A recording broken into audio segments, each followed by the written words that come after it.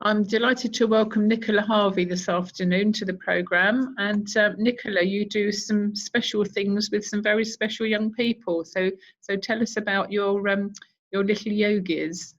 Yeah, so I'm Nicola Harvey. I am a wellbeing and mindfulness practitioner.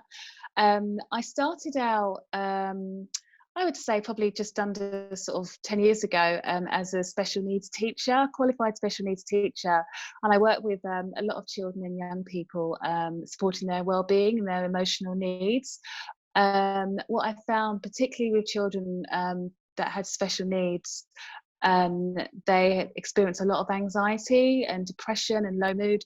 So I decided to sort of learn a little bit more about mindfulness and well-being, and I got the opportunity to embed some of that into my classroom routines. And yeah, been very lucky because I've been able to bring that into my classroom and work with the children face to face and do some really lovely sort of practical activities like breathing and yoga and movement to support their well-being. And it was lovely because I've seen over time that children have sort of relaxed and learn how to process their emotions and have better access to the curriculum. I've since left teaching and now work full-time as a wellbeing and mindfulness practitioner. So I work with children, little yogis, as I like to call them, and I also work with adults, that's parents and teachers as well, within schools and in local communities. Excellent. So you're freelance. Yes, I am, yes. Okay. Before I forget to ask you, how do people get hold of you, Nicola? Yeah, so you can get hold of me on my website, which is mindfulnickstars.com. Mindfulnickstars.com. Yeah, you can get through to me there. I'm also sort of on Twitter as Harvey Heals. Okay, and your Nick Stars, it's N-I-C presumably from your name. Mindful Nick Stars. Yes, that's right. Yeah. .com, yes. Yeah. Okay. So how old are the children that you work with? Yeah, so at the moment I work with children that are as young as 6 going up to young adults that are sort of 18. So anyone really sort of from very young children up to adolescents. And how do people get referred to you?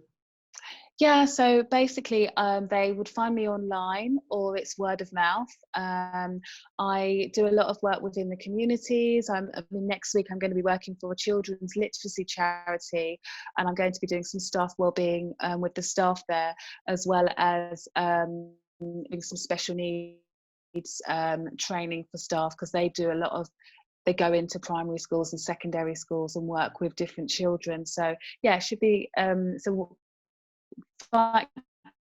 getting a hold of me via the website or word of mouth. Okay, we seem to have frozen the connection. Oh, okay. There we go. No, we got it back. We got it back. Always a nightmare on the radio. There we go. There we go. I'm going to turn off. Yeah, no problem. We normally do this on video. There we go. We've got you back now. Phew. Panic over. Okay. always a problem on the radio. Even in 1 second delay is a worry. Okay.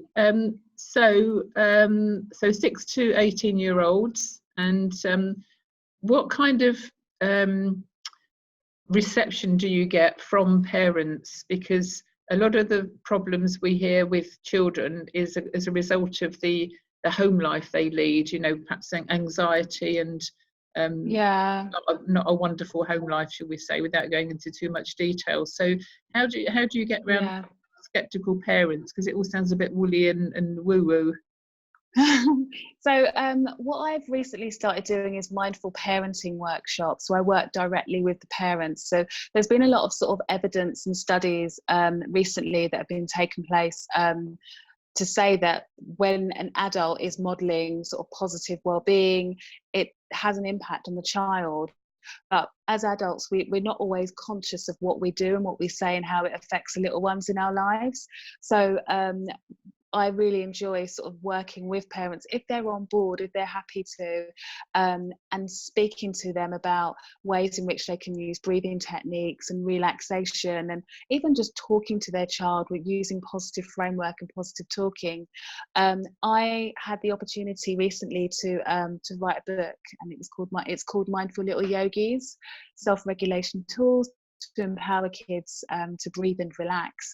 And that's a really nice tool, because parents and teachers can use that and they can refer to it. It's got lots of fun, engaging breathing activities. So if you tell a child to just calm down and breathe, they'll be like, oh, that's boring. But if you tell a child to pretend to be a lion and roar like a lion, or pretend to be a dolphin, or just making it sort of creative and fun, is a really nice way to interact with the children. And I think when parents get hold of that information, they're like, oh, actually, well-being doesn't have to be a case of let's just sit and talk about your feelings. Obviously, that's a very important part.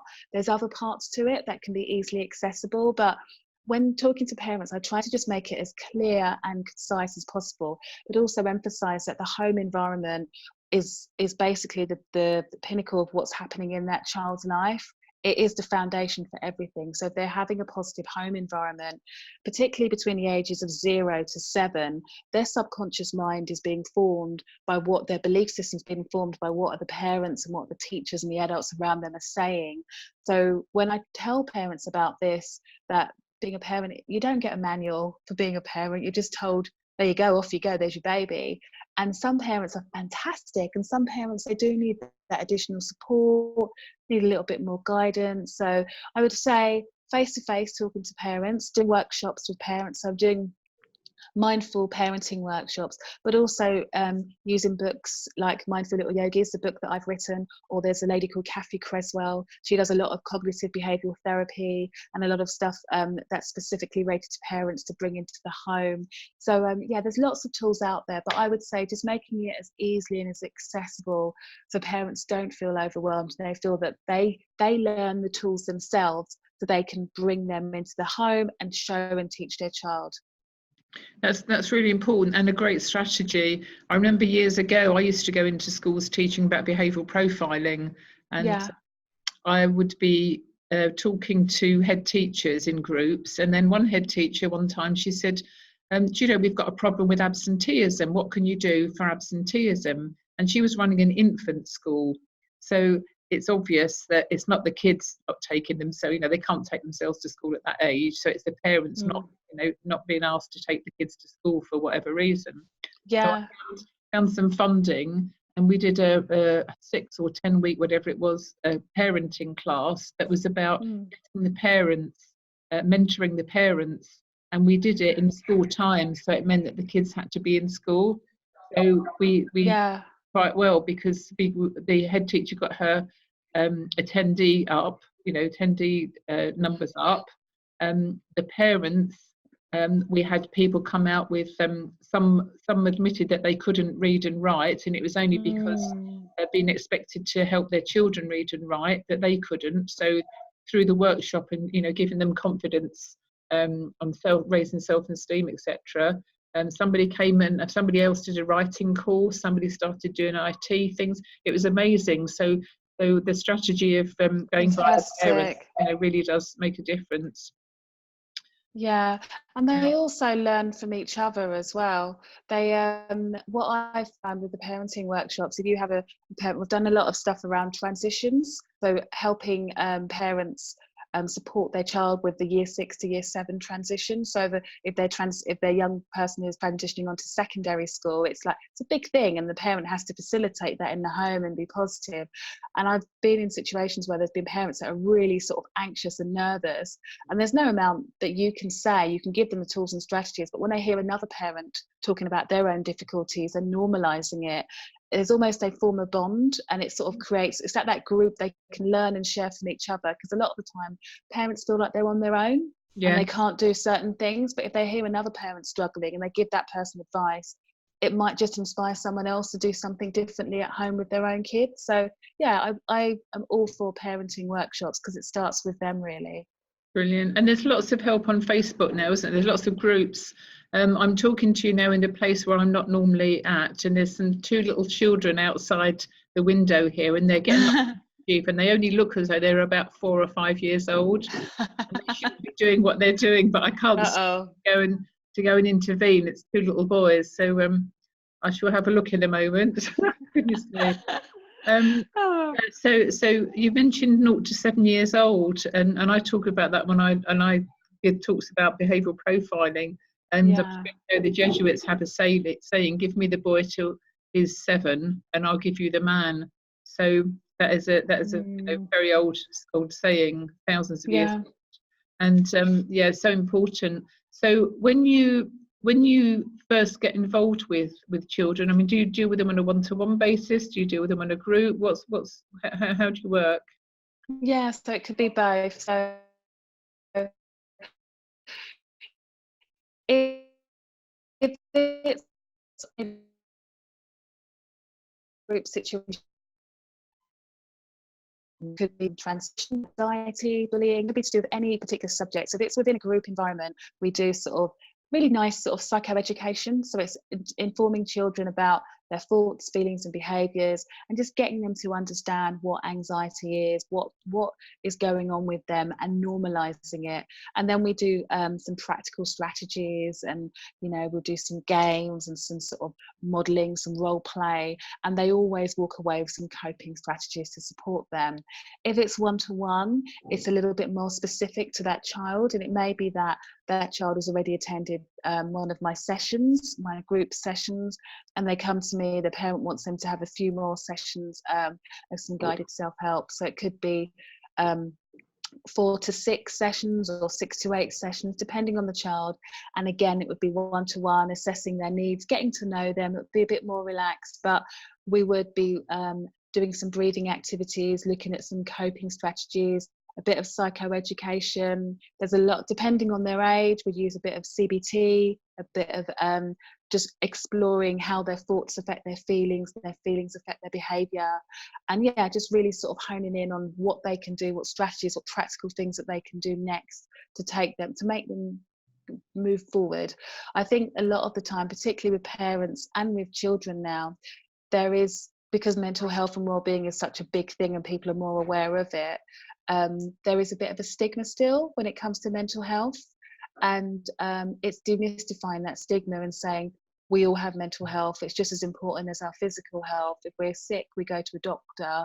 If we're worried, we shouldn't just sit there and say, oh, it doesn't matter. We should be like, okay, so if I'm with a young person and they're worrying, we'll create worry monsters and we would talk about it. Even if they're younger, we'd use bubbles till every time the bubble pops, we'd make that represent a worry, and talk around, make it into a fun activity and saying, it's okay to not be okay, but what can we do? What tools and strategies can we put into place to get you back on track? So that's brilliant. I like the idea of the worry things and the worry bubbles, and that's great. yeah, great idea for adults, actually, isn't yeah, it? Well, it is definitely, yeah. for the benefit of the listeners, you mentioned CBT. So can we talk a bit about CBT? Yeah, so CBT is cognitive behavioral therapy. So I'm a certified CBT practitioner, and that is basically it's well known to support people that have got anxiety and other forms of sort of mental illness. And CBT itself is where there's a link. There's a link between how your thoughts affect your feelings and your feelings affect your bodily sensations, then that manifests into behaviors. So say, for instance, I was having a great day, it was lovely and sunny outside. I'd be thinking, oh, this is a lovely day, it's great, amazing. The feelings would be really positive. My physiological sensations would mean that I'd be like standing up straight, I'd be looking around, I'd be really positive. And body, in terms of behavior, I'd be walking really confidently and alert. Whereas in contrast, if I was worried, if it was a child and I was worried about an exam, or I was a parent and I was worried about my child doing that exam, there'd be worrying thoughts, ruminating, oh my goodness, what's going to happen? How's it going to happen?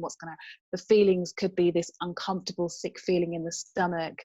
And the feelings could be sadness or anxiety. Then the bodily sensation, would be the that sick stomach, that sick feeling in the stomach, and then the behavior might be sort of hunchback, hands on the head, just, there's that, and it's like a vicious cycle. And in order to break that cycle, it's a case of recognizing again that it's okay to not be okay, and thinking about what we can do to sort of stop. So like, if you say to someone, "I'll just think positively," they're not going to be able to if they're in that loop. So it's, what could we do? Let's maybe do some thought challenging.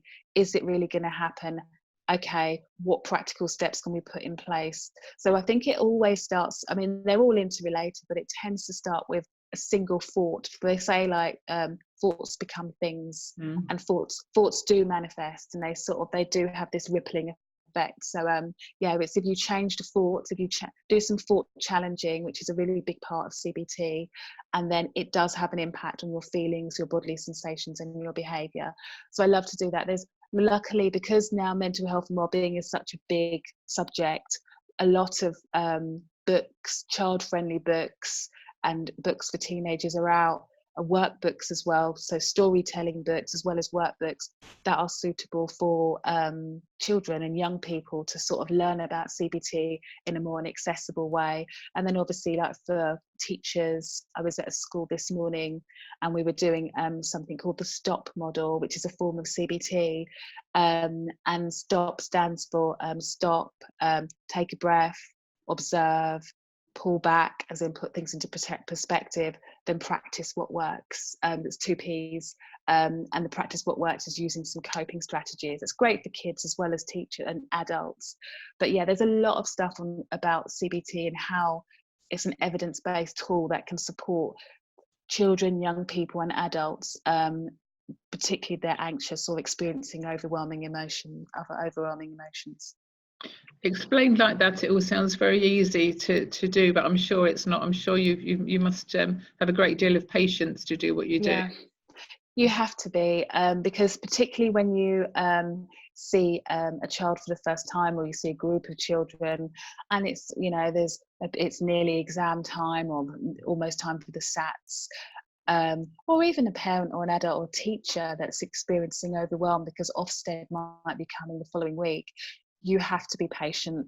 That person's going to see things with a very fixed mindset, but it's supporting them so they can eventually change their mindset and change their behavior so they respond in a more positive way. But again, you have to be patient, and not everything's going to work for everyone. So I mentioned the STOP model earlier, I mentioned the CBT model. Sometimes just one thing will work for someone. It's not a one size fits all, because we're all different. So it is having that patience and having that flexibility to ensure that people feel as supported as possible, and understood. So yeah. Brilliant.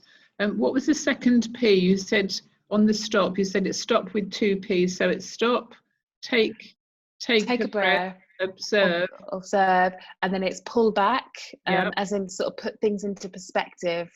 Right. Pull back. Second P. Yeah, and then so it's stop.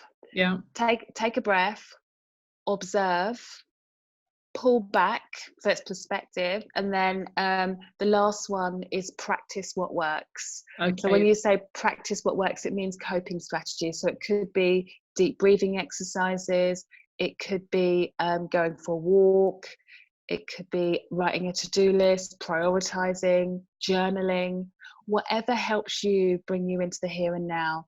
I also love something called the 5-4-3-2-1 grounding technique. And that's something that is a fantastic tool that's used by a lot of therapists for anxious adults and kids. And it takes you through the 5 senses basically, but I changed the last one. So bringing you into the here and now, you look for 5 things that you can see around you. I would ask the client to look for 5 things that they can see within the immediate vicinity, 4 things that they can touch, and I get them to actually touch them. 3 things that they can hear, and then we'll do like a little, listening. 2 things that they can smell, and then normally the last one would be 1 thing that you can taste. But because I'm really into mindfulness and well-being, I think it's really important for people to be self-aware. So I get whether it's an adult or a child to just gently put their hands on their heart and wait for their heart beat to start flow it, so they can really notice their heart beating. close their eyes and take some really nice deep breaths, and then notice one sensation going through them at that present moment. And whatever they're feeling, whatever they're experiencing is absolutely fine. I normally say, I model it and say, oh, I feel calm. Someone else might say they feel agitated, or they feel, because they've stopped and slowed everything down, they actually notice what's going on with them. And it's validating it and normalizing it and saying, that's absolutely fine. It's good to be feeling that way. What could we do to help you feel slightly differently? Yeah.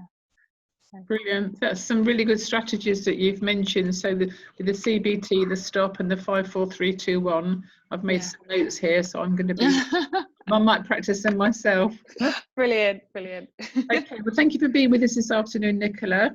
I asked guests to mention 2 songs, and you've chosen something by Jai Jagdish that you're going to send over to me, and Kirk Franklin, I Smile. So why did you choose both of those musicians and songs? Yeah, so I'm really into sort of Kundalini yoga. I got it from a lady called Gabriella Bernstein. She's like quite well known in sort of spiritual circles, very sort of like, she's very great for coaching and stuff, but it all starts from within. And if you are self-aware and brings yourself into the here and now, Jai Jagdish, she's just an amazing singer, and a lot of what she sings, it just resonates. It almost just goes through me. It's just, she's just got such a beautiful, calming tone and voice. And she's well known within Kundalini yoga, but also just generally, it's a beautiful song to just set this tone if you want to have a calming atmosphere. I also absolutely love the second song, which is more of a sort of like upbeat, you know, I Smile, you know, it's a very sort of like happy.